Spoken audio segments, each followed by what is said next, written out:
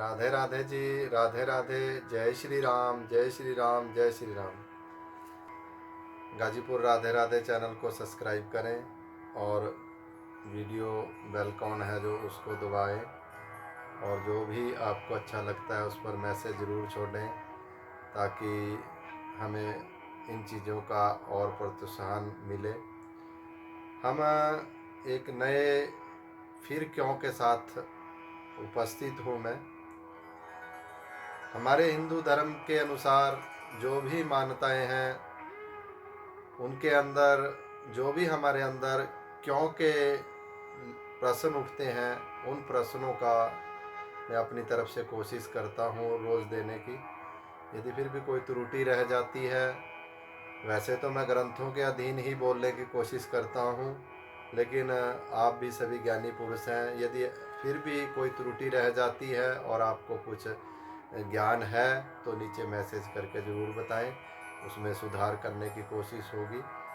तो आज का जो क्वेश्चन है कि लोग जो है सूर्य को जल क्यों चढ़ाते हैं, कि हम जो सूर्य भगवान है उन सूर्य भगवान को जल क्यों चढ़ाया जाता है, उस सूर्य भगवान को जल चढ़ाने से क्या होता है और हमें जल क्यों चढ़ाना चाहिए। धार्मिक प्रवृत्ति से भी और वैज्ञानिक प्रवृत्ति से भी उसके अलग अलग कारण हैं। और मैं तो कहूँगा कि प्रत्येक हिंदू धर्म के अनुसार, जैसे कल तुलसी की पूजा के लिए बोला था, आज बोलता हूँ कि प्रत्येक हिंदू को, चाहे बच्चा है चाहे बड़ा है, उसे सूर्य भगवान की ज़रूर पूजा करनी चाहिए, सूर्य देव को ज़रूर आराध्या देना चाहिए, क्योंकि सूर्य से ही हमारा सभी कार्य चलते हैं। यदि सूर्य ना निकले तो हमें अन्न भी नसीब ना हो। सारा जो बाली में दाना पड़ता है और भोजन हमें मिलता है वो प्रकाश संश्लेषण की क्रिया जब सूर्य द्वारा होती है तभी मिलता है। तो धार्मिक मान्यताओं के अनुसार सूर्य को जो है जल दिए बिना हमें अन्न ग्रहण नहीं करना चाहिए। कभी भी सूर्य को जब तक जल ना दें तक हमें हिंदू धर्म के अनुसार ग्रहण करना नहीं चाहिए खाना, क्योंकि एक पाप माना गया है। और अलंकारिक भाषा में वेदों में कहा गया है कि यदि संध्या को सूर्य जब अस्त होता है उस समय हम उनको आराध्या देते हैं, तो जल कण जो उसके जल कण होते हैं वो ब्रज बनकर असुरों का नाश कर देते हैं। असुर कौन से हैं कि जैसे हमारे शरीर के अंदर कोई भी बीमारी है उन बीमारियों का वो नाश कर देते हैं। और विज्ञान की दृष्टि से कहूँ कि जल देने से जब सूर्य की किरणें हमारे शरीर के ऊपर पड़ती हैं, आप लोगों को डॉक्टर लोग भी बोलते होंगे कि यदि आपके अंदर विटामिन डी की कमी हो जाती है तो उस कमी को पूरा करने के लिए सूर्य की किरणें लीजिए।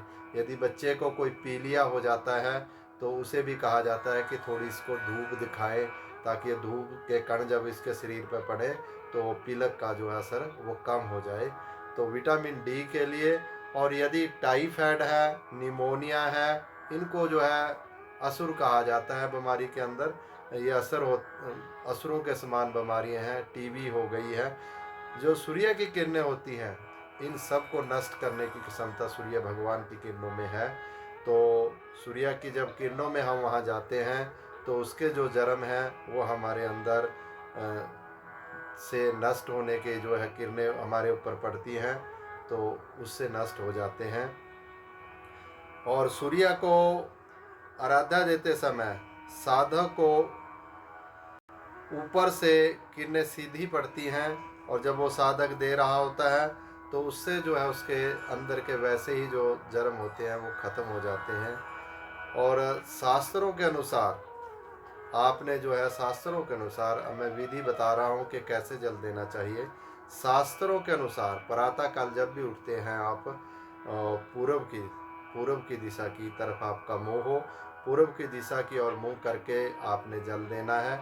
और यदि आप शाम को जल अर्पण करते हैं संध्या के समय, तो संध्या के समय आपने पश्चिम की ओर मुँह करके जो है जल देना है। और जल को इस प्रकार से रखें, बायां पैर जो है ऊपर उठाना है और अपने बायां पैर को ऊपर उठाकर जल को जो है अपने से ऊपर ले जाएं, दोनों हाथों को ऊपर करके, और दोनों हाथों से आराध्या दें, सूर्य की तरफ देखते हुए जल दें, और सूर्य को एक टक लगाकर जो है देखते रहें। और इसे एक टक लगाने से एक और फल मिलता है कि हमें कभी भी मोतियाबिंद की शिकायत होने की संभावना बहुत कम होती है। जब हम सूर्य के किरणों को ऐसे निहारते हैं तो मोतियाबिंद होने की संभावना कम होती है। और जो जल होता है उसे अपने छाती से ऊपर मैंने बता दिया है लेकर जाएं, और फिर नीचे नीचे जो है जब तक वो जल गिरता रहता है सूर्य भगवान को एक टक देखते रहें। तो इस प्रकार से ये आपने जल देना है, और सूर्य देव को जो है जल देना कितना ज़रूरी है अब तो आप समझ चुके होंगे, और क्यों का सवाल का जवाब भी आपको मिल गया होगा। तो एक क्यों के साथ कल फिर उपस्थित होऊंगा, तब तक के लिए राधे राधे राधे राधे राधे राधे।